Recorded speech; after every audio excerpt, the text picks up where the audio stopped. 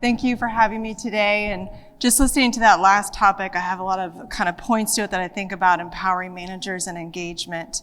But most of you are familiar with Mayo Clinic, especially since we're here in Chicago. But we always like to give kind of fun tidbits about Mayo Clinic, and what makes us unique is Mayo's been around for a minute. We've been around for 160 years. And what I've learned, this is my 23rd year at Mayo Clinic, and there's a requirement before we start every meeting, and it is to have a conversation about the weather. And the reason is because we're very unique in our locations. So Rochester, Minnesota, is about 50,000 employees in Rochester, Minnesota, a town of 200,000. So we're kind of a big deal there.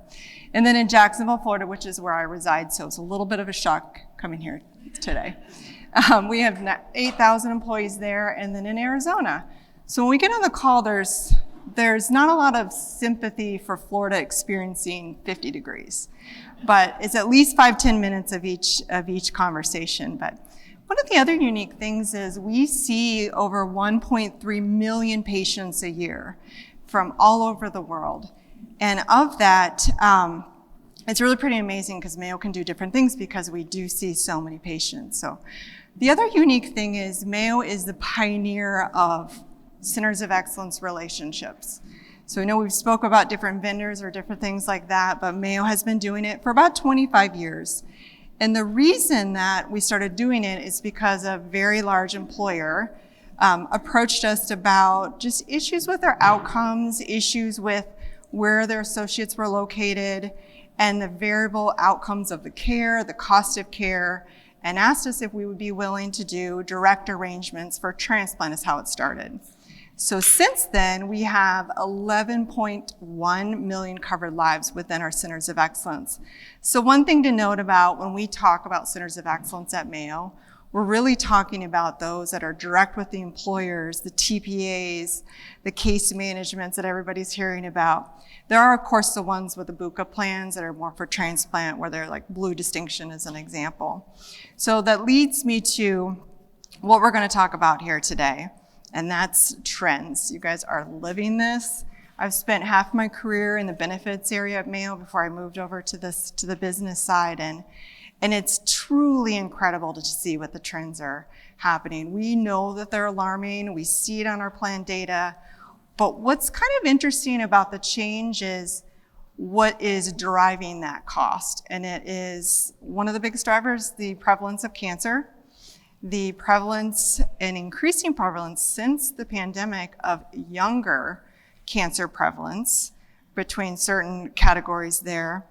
And then, of course, specialty drugs. So when you guys see your drug list, and then there's so many solutions out there for GLP-1s, they're actually not the driver of the overall specialty drug injectables. So when you look at the top 20 injectables that are on your plan, of course, number one is going to be Keytruda, which pretty much treats all cancers. But 70% of your cost for your pharmacy is for cancer treatments. GLP-1s is not even in the top there. So when you look at your claims, it's pretty incredible to look at that. The next is kind of how does this impact you as a plan sponsor? So think about when I started at Mayo, I was a benefits analyst, and you get your report every year and you're like, whoa, there's some shock claims on there. And it was a neonatal, some crazy accident, but there would only be a handful of them. Now employers are experiencing a 50% increase in this. So when we talk about high-cost claimants, that's one individual that's over $1 million in a calendar year. So if you're a small employer, that's a significant impact to your plan. Big employers are spending, billions of dollars on their employer healthcare. So of that driver is also just, it's the specialty pharmacy when you look at that. So to stay on the topic, I want to just stick on to kind of cancer when we look at these. So in this next one is, what are employers doing about this? So, the conferences, we have all these different talks, all these different solutions out there, and to Jillian's comment of engagement and those type of things. So this survey, if you don't get a copy of it, I do have a copy I can share, but Business Group on Health puts out a huge survey every year.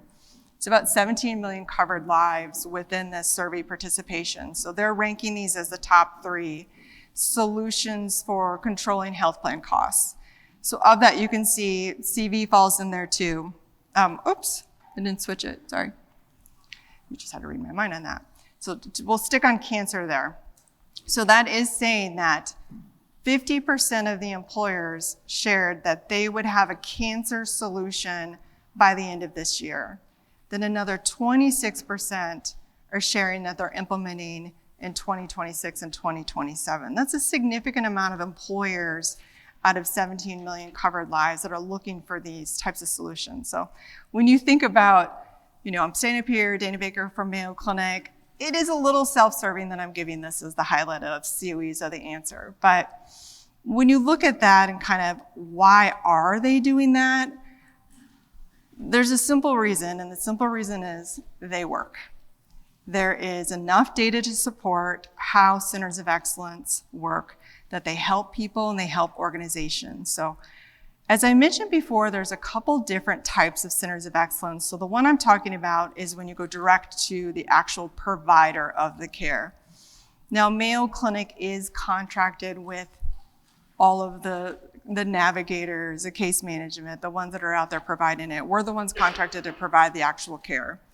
The difference is that you may not be aware of is the fees. Of course, you're aware of what fees you're paying, but Mayo doesn't charge any fees because we're receiving the care. There's no administrative fees, there's no PMPM, but it's interesting that a lot of employers don't realize they can actually do this directly with the #1 healthcare organization in the world. And then there's other academic medical centers that do a similar type of product. So when you look at what COEs do, we call them the 3 R's. So right diagnosis, right treatment, and done right. It's a catchy way to say how we treat care, but how they work and how Mayo is able to accomplish this is through 3 different methods. One is simplifying access to high quality care.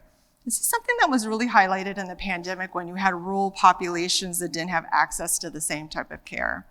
Now, not all patients need to travel for care, but offering that and removing the barriers to care. When I say removing barriers, that's about covering the travel for a patient and caregiver and waiving deductible and coinsurance. And some might think, well, gosh, covering travel seems like a lot of money. When you look at the overall expense of covering travel for a patient when they go through a program like this, they're only there 3 to 5 days. It's under $2,000 for a patient to travel, have a flight there, have a hotel. So it's actually not as expensive as you would think it would be. The second is focusing on the right employees. And for the group that was up here before, they talked about engagement. And that's really when you look to your partners on how are they identifying these individuals?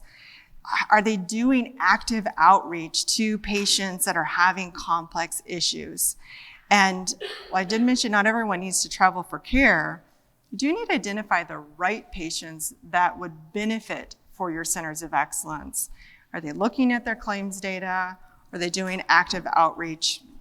And one thing I'll mention, since Jillian did talk about it, is when you look at cancer, data mining is great. I mean, it's a way to catch cancer. However, you're about 3 to 4 months in once you get the claims data. So it is good to actively communicate about your programs, because once a person's diagnosed and on a plan, they don't always want to change their course if you're contacting them 5, 6 months down the road when they're in there. And the last is simplifying the experience.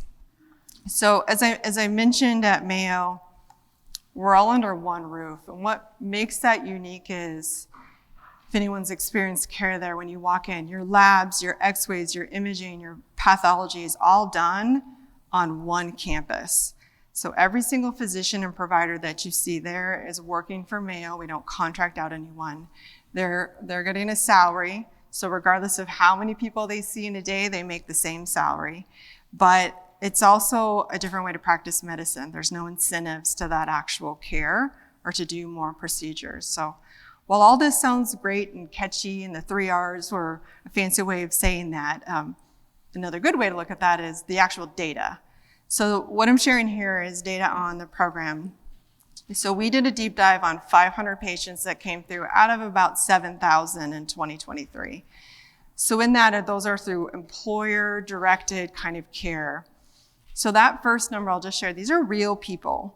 Real people were sent, and 52% of them had a change in their diagnosis. It could be your coworker, your neighbor. But what's more impactful is, one, we have patients that come to us that don't have cancer. It's honestly, every time we see that data, we're a little surprised by that, but it's how fragmented the care is. They're not all kind of working for the same model. But when you look at that, then the change in treatment plan is 85%. So you as a plan sponsor, that is a significant waste in your health plan dollars to treat care that never needed to happen.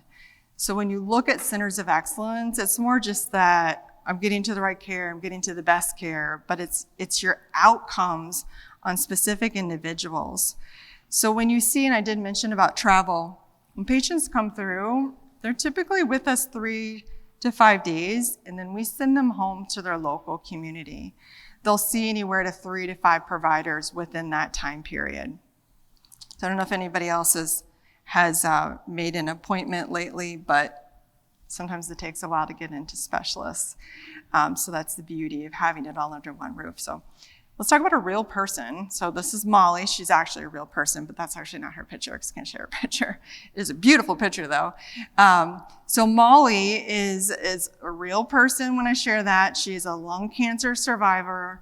She was having persistent coughs. This is a case last year. And her local oncologist that treated her before diagnosed her with stage 4 reoccurrence, was starting her on aggressive chemotherapy and radiation treatments. However, her employer did offer a Centers of Excellence benefit with Mayo Clinic. And through that, it's actually one of our navigation relationships there where they contract with a lot of different providers. They sent the case to us to review, and then Molly had appointments at Mayo Clinic, and she didn't have cancer. So she had already started this aggressive treatment. So what's the difference? Why does that happen? And something that's really important is when you're having surgery or biopsies, our frozen lab is actually on the same floor. So we keep the patient under to make sure we have clean margins. And that prevents having to have the surgery again, or you didn't actually get it all and you didn't see what it was. So Molly had an easy fix, antibiotics and a trip home, and she didn't have cancer. This saved, first of all, Molly was having some aggressive treatments, but the other part is that her employer was paying for those medications. And that's pretty significant. That cost right there is most likely alone just your Keytruda supply and your radiation, those type of things. But so as I get to closing this conversation and sharing, I do have a table out here if anyone wants to come by to ask questions. Just want to leave you with a few considerations as you look at the marketplace that's out there. It's saturated with the vendors. The topic before is like, how do you even know what they're all doing? There's certainly plenty of solutions, but there's some solutions that they vary. If you think about Mayo being around for 160 years versus some being around for just the last couple years. And also Mayo offering the actual care. So when you look at a COE, you're looking for equitable access for all employees and covered members, not just your executives to send to a nice location, but it's for everyone to address the care that you're looking to address. Cancer was something that came up before with another group. It's going to be the number one thing for a while. It used to rotate between CV and cancer on the top ones, but now it's truly riding up there as the top expense. But when you look at these solutions, the proof is in the data on what the outcomes look like. The other part is, it actually doesn't charge you any administrative fees. So I know that the other groups are doing case rates, different things like that. Mayo's not charging those. So this type of program is offering that equitable access. And then the last is, when you do create a Centers of Excellence program, there is obviously going to be a new increase in either clarification of diagnosis, So when you look at it, you may have a little increase regardless of who you go with, because you're actually driving people to centers that are diagnosing them correctly. But overall, you're getting them to the treatment plans that are more equitable to them and better quality. So when you look at kind of what you want for your members, this is where it's hope, right? To offer your employees the best care in the world is something that is pretty powerful when we look at recruitment and retention. And so with that, I'll share that Mayo does set their program aside by calling it the Complex Care Program. We do this because of the COEs that are within the BUCA plans, but it is a customizable Centers of Excellence program. And I will close. I know I'm early on that, so I don't know if we have any questions that anybody wants to ask while I'm still up here. If not, I have a table outside. Okay. All right. Thank you so much.